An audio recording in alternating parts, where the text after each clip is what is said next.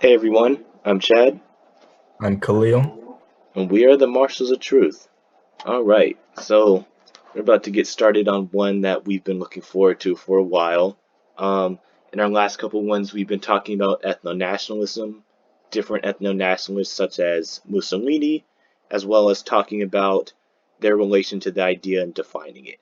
So, with this one, we'd like to talk about our favorite ethno-nationalist to discuss, Vladimir Putin. In this episode, we'll look a lot at his article called On the Historical Unity of Russians and Ukrainians that he put out in order to justify his war against the people of Ukraine, and will point out a lot of logical fallacies, inaccuracies, contradictions, of which there are many, and show why this certain ethno nationalist view is just plain stupid. And as a disclaimer, we may get excited. We may say some words that are not very PG-13 to say, but we just like to put that out there. We feel it might happen, so we're just wanting to give you a warning. And so, the only way that to efficiently and effectively communicate this to you is with, as our 45th President of the United States was once famously quoted as saying, we do a little trolling. It's called We Do a Little Trolling. And with that, we shall begin. To quote literally the first two sentences, or even the first one sentence actually, of the document, he said, during the recent direct line, when I was asked about Russian and Ukrainian relations, I said that Russians and Ukrainians were one people, a single whole. End quote. Well, here's the problem with that. here's Getting here's off to a good start.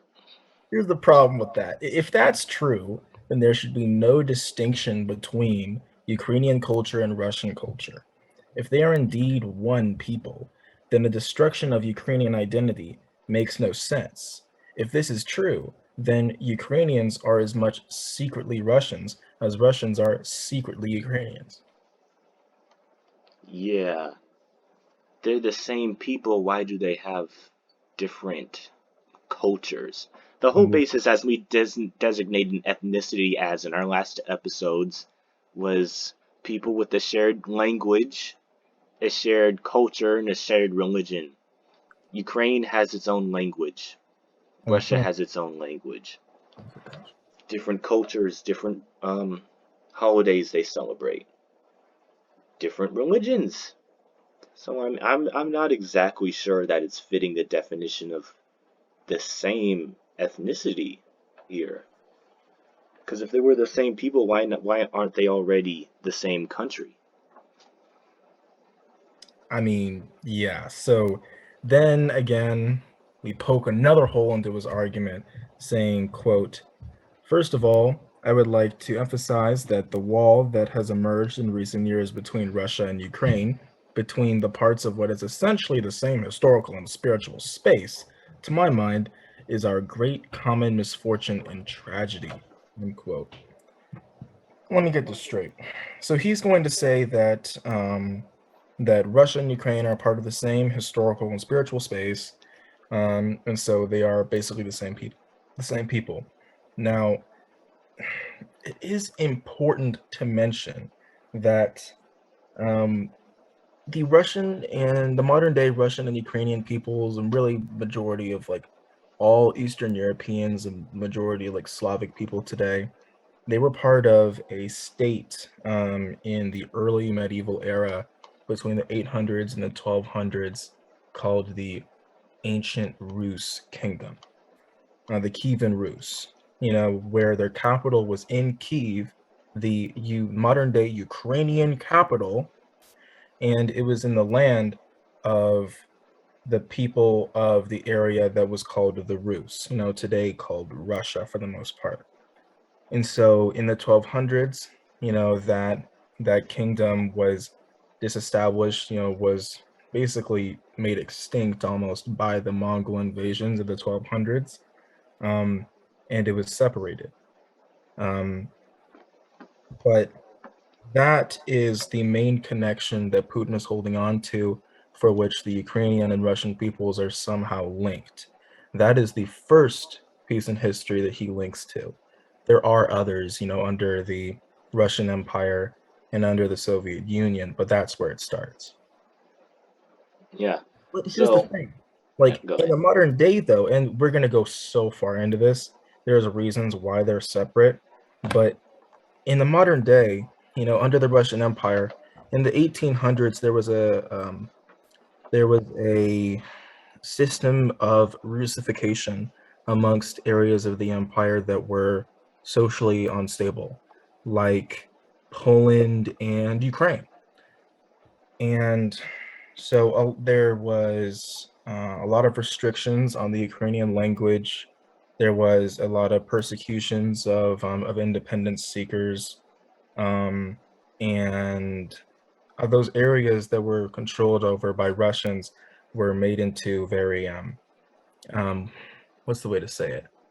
Um, Police states, and also the fact that the Russian Empire um, was even called an empire means that the people that the Russians were controlling over were not the same people as the Russians themselves, because an empire, at least the modern definition of it, is when there's multiple peoples together under one state. You know, that is when it's called an empire. That's the difference between an empire and a kingdom. A kingdom is of one people. The kingdom of the French, the kingdom of the Spanish or whatever, but you have the Russian Empire where you have Poles, Lithuanians, Ukrainians, and other ethnic peoples, that and people in the Caucasus as well that are ethnically Turkic, that don't really follow the same ethnicity as the Russians, and so they fall under a different categorization. And so the whole idea that the Russians and Ukrainians are linked together, it's thin, with that whole ancient Rus connection. But as we're gonna go and talk on and on and on about, is that it really doesn't hold up the further on you go into history. Yeah. In our next one, from what he talked about, as we mentioned, we talked about the throne of Kiev. So he would say that the throne of Kiev held a dominant position in ancient Rus. This had been the custom since the late 9th century. The tale of bygone years captured for prosperity the words of Oleg the prophet about Kiev. Let it be the mother of all Russian cities. So Kiev, the capital of modern Ukrainian state, is the mother of all Russian cities. And yet Russia is something else? Are they separate or are they the same? It doesn't really make much sense. How does he kind of internalize this? Yeah, it doesn't really add up. Yeah, You so know, you bomb the city that was once called the the mo- mother of all Russian cities, in an effort to reunify the peoples of Ukraine and Russia. You bombed the center, the mother of all Russian cities. hmm, For someone uh, so concerned about history, they don't really appreciate their elders, do they? yeah. If they're the same people, then Kiev is as much of a heartland as Moscow is. Right. So why bomb it?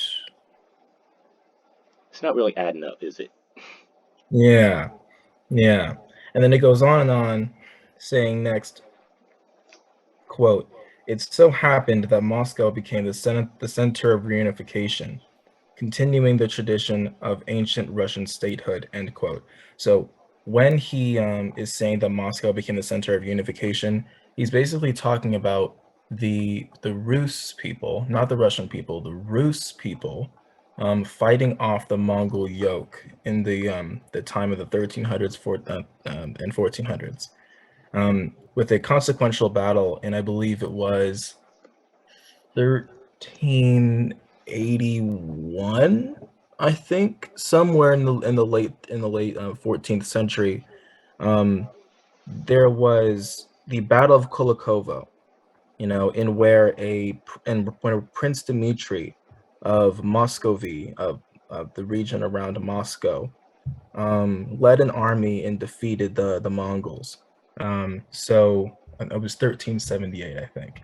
And so basically, you know, Moscow had been centered around this reunification of the Rus people. And over the next couple centuries, that Muscovy state would grow and grow and grow and unite the people that used to be part of the Rus kingdom, the Rus, the Rus state, into a new Russian empire, which was developed under the Romanov dynasty in the early 1600s. And so there was a recognition that Moscow, though, was merely the center of power of a successor state. That's the thing, because the mother of all Russian cities, as Oleg the Prophet said, was Kiev, and the successor state of that of that of that of that kingdom is Moscow. Um, but that doesn't mean that only the people that live around Moscow have more of a link to that history than anyone else that's around the modern Ukrainian territory. So it, and you'll see that a lot more, that Putin claims that the modern Russian people have more of an affinity for the Rus kings and queens that led over the Rus kingdom, rather than Ukrainians or any other Eastern European peoples. Yeah, it's that kind of misconception. It's that change in perspective. It's honestly kind of strange because, given Kiev being the center of the mother of all Russian cities, yeah, that should give them a little more credence to them being the true Russians, would it not? And that Russia would go on to say that they were the true Russian. It's confusing. Later on, Putin would go on to say, many centuries of fragmentation and living within different states naturally brought about regional language peculiarities, resulting in the emergence of dialects. The vernacular enriched the literary language. See, that's the thing.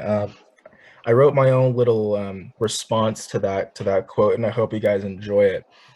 Basically, I destroy this argument because the fragmentation, the legitimate fragmentation of the ancient Rus state in the 1200s by the Mongols was a very catastrophic event in Eastern Europe, and around the next few couple centuries, 2-3 centuries after that, the people that used to be part of the unified ancient Rus kingdom, you know, would be swallowed up into the Polish-Lithuanian Commonwealth around the Baltic area. They would be taken up into the Habsburg Kingdom of Central Europe, or maybe even the Ottoman Empire led by the Turks, or taken up by the modern Russian Empire as the centuries progressed. But the separation of those peoples, it kind of got rid of that brotherhood. So anyway, saying that all modern languages of Eastern Europe essentially are simply dialects of the old Rus language is missing the bigger picture. And this is where I really start to go in. Even if the people of the Kievan Rus state considered themselves to be brothers while it still existed, as soon as the Rus people were carved up into smaller kingdoms and absorbed into larger separate empires, they developed their own distinct identity based on their own relatively new shared experience.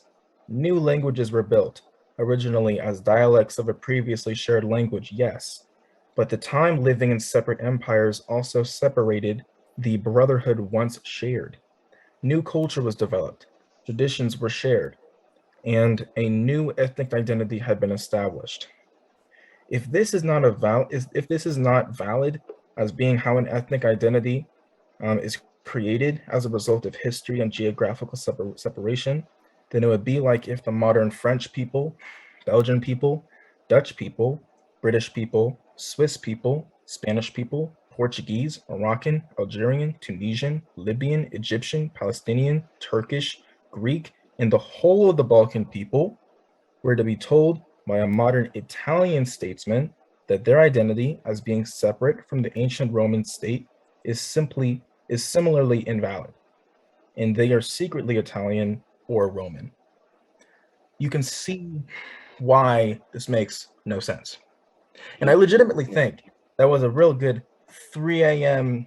thought moment that my IQ out of nowhere just doubled, but I mean, I really do kind of destroy his point there. I mean, like that ethnic identity once shared was broken, as soon as the Rus state collapsed and as centuries had gone by being part of different cultures and different empires. And that's something that Putin doesn't really seem to understand. Lithuanians used to be part of the Rus kingdoms. Lithuanians don't consider themselves Russians anymore.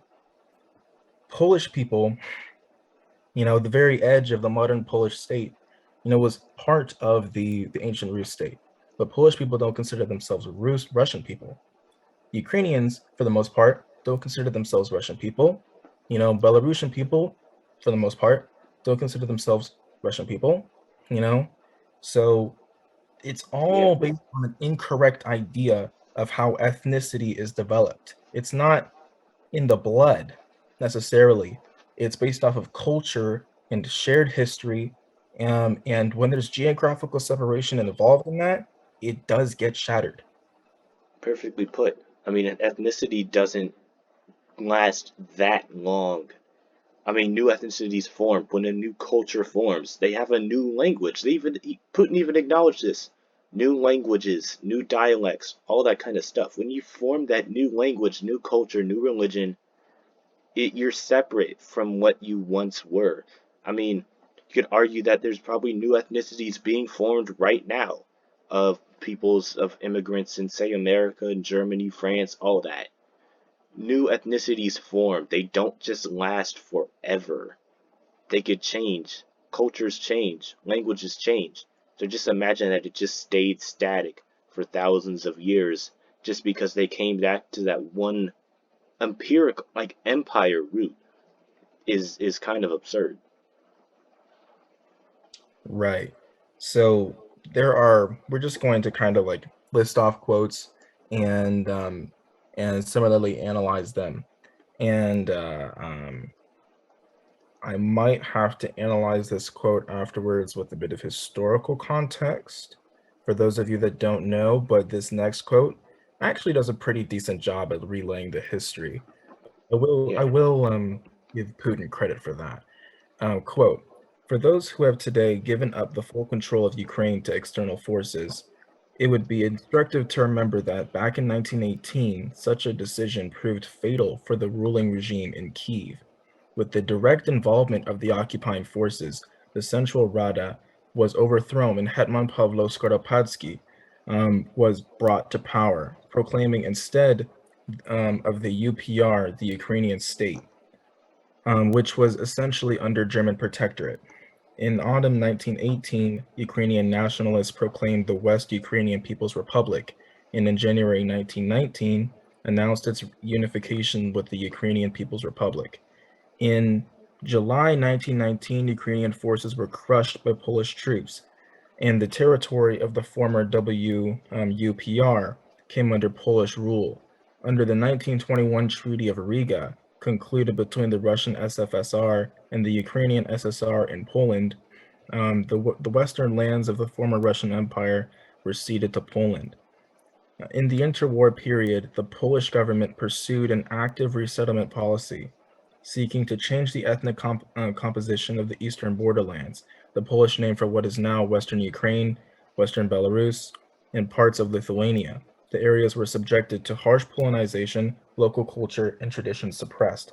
End quote. So before we get to the main part of the analysis of this quote, to Seems like you understand, missed something. yeah, right. I mean, like we're going to explain that, but like when before Germany lost to the Western powers on the Western Front, and lost World War I on that front, they'd actually had a very significant success against the Russian Empire in 1917, shortly after their Bolshevik Revolution and around that time. This led to the Treaty of Brest-Litovsk, and where Russia lost control over significant parts of its Western imperial dominion, over modern-day Belarus, Ukraine, Baltic nations, the Caucasus even. And so a large part of Russia had been taken away by this victory. And Germany didn't gain, in the conditions of this treaty, Germany didn't gain complete control over those territories, but they allowed those nations to become officially independent. And then as soon as they were made officially independent, Germany used the opportunity um, to make alliances with them in a position of strength, because they were no longer part of that stronger unified Russian Empire. You know, to say, give us control over your means of production and your and full transit through your territory. Basically, your territory is ours, or we go to war with you. See, because technically that wouldn't be a breach of the treaty, because that said that they weren't going to gain official control over those areas. They were allowed to be officially independent, but Germany was using the opportunity to exploit them. But as Chad is about to mention, and then also like the Polish, state, as soon as Germany lost on the Western Front, post 1918, when Germany had already been reduced to a weaker power, the recently unified Polish state was very aggressive itself in wars against new Soviet Russia, as well as the then independent Ukrainian state in 1919, gaining territories in the region. But again, as Chad is about to mention, the Putin is saying this as if the Ukrainian people at the time wanted to be independent, as if they were actively trying to separate themselves from Russia. But Russia gave up. They're the ones that signed the treaty. Yeah, They're the ones that said to the Germans, "We lost. We can't fight anymore." Russia's the one who gave them up. They made the treaty, they signed it, they negotiated the treaty that gave Ukraine independence, which caused it to get screwed over by these other countries. It didn't just magically happen. The Ukrainians didn't fight to get some revolution that Russia legally gave them. The Russians signed them out. So the Russians gave them up, and then somehow the Ukrainians just so happened to have not survived. And yet Putin seems to paint this as, this is what happens when Ukraine is independent. No, this is what happens when you give up the Ukrainian state to fend for itself. You get screwed over. Putin keeps painting this as it just magically happened. Put the slide up. I have something related to this. All right, But it didn't just have this in a vacuum. So Putin just goes over to say, is like, we would have never let this happen. See, this is why Ukraine can't be independent, because what happens when they just magically become independent? They get screwed over. But who gave them that independence? wait 1 second. It seemed as if it was the Russians. Kind of Okay. strange. I'm having a hard time with this. Let's see. Trying to exit. Can you not go forward on the slides? It's not letting me. Let's see here. All right. Well, we'll get back to that at some point. But he's painting as if this just happened in some vacuum. No. This is what happens when you leave a state to go fend for itself. It just kind of gets screwed over. Not just when Ukraine gives itself independence. I guess we'll figure out the screen sharing thing in a little bit. But yeah. And another thing that Putin would go on to say a little later is, when mentioning the history of the Soviet Union, he said, in 1939, the USSR regained the lands earlier seized by Poland. A major portion of these became part of the Soviet Union. This passage, of course, this is what happened. 1939, the Soviets invaded Poland and got a little of the land back. But how Got did it. they? There we go. There There we we go. go. There we go. We figured it out. So yeah, Russia just somehow happens to give up Ukraine, and why would they do that to themselves? Why would they want to be Why would independent? Ukraine do this to itself? Why would it give itself independence if it couldn't handle it? Dang. Why would they let themselves be fucked over like that? Why? See, this is why they Weird. can't be independent, guys. They can't handle it. You see, of course, it's a different story back in 1919 than it was in 1991, and today. Like the Ukrainians, like post-Soviet era, did want to become independent, and they've charted their own like independent course. But the world in 1919 was very different than it was in 1991. There wasn't yet that universal rules-based liberal international order. Nations did feel, because of the chaos that World War I brought, that they could do whatever the fuck they wanted to. So they could, just invade another country or take another one because they didn't have to worry about nukes. Take territory, screw smaller nations over, and all that. Just a sudden like burst of fury, to bring back their peoples or bring about the greatness of their nation. There was a quick couple years after World War II that I bet to the people at the time did not feel so quick, where there was just absolute chaos in Eastern Europe. And so Ukraine did get fucked over, but it wasn't their fault. They were given up by the Russia. It was Russia who did this to them, and then Putin would go on 100 years later to claim that Ukraine did this to himself. Oh wow, it's pretty strange. They did that to himself. See, this is why Ukraine should Why never would you be do that? independent. Like, really? Really? What a Really? smart man, huh? He's like, you know what I mean? You know what I mean? You see, like, they don't want to be independent, yo. They don't. You You see, see, guys, they can't handle it. They cannot handle the heat. They might as well get out the kitchen. this is why they don't want to be independent, because like the last time they did, they went crazy, but come on. Come on. You did it to them. You did it to them. You were supposed to be Mother Russia. You don't forsake your children, okay? So Like Mother Russia lets go of its child, and somehow, oh wow, the child got ran over. Oops. like See, that's the this is whole, why you should never go running. literally it's like the whole idea. You might have heard of the name like Mother Russia.